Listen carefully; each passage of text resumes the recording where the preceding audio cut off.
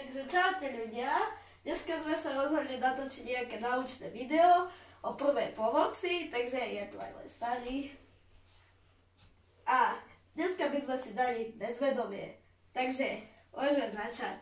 Idem ja preč.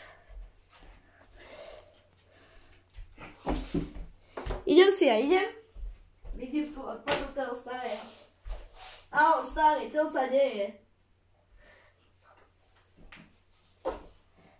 Co tu ležíš? Ježi, dobre. Tak idem preč. A idem si a idem.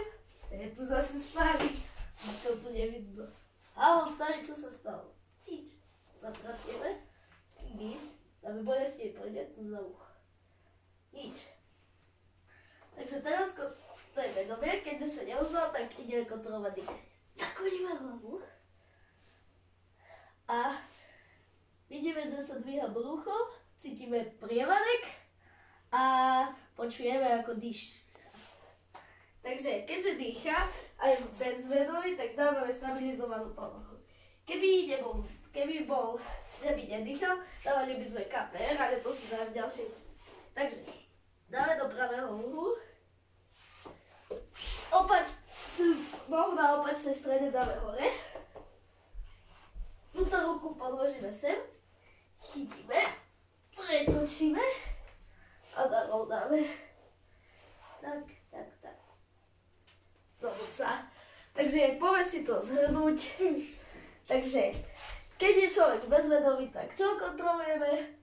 Dýchanie, vedomie. Správne, takže vedomie kontrolujeme. Takže, halo, starý, čo sa ti stalo? Potrasenie a poďme s nimi podneť za ucho. Keď sa neozve, keď sa ozve, tak je dobre, keď sa neozve, tak je zlé. Takže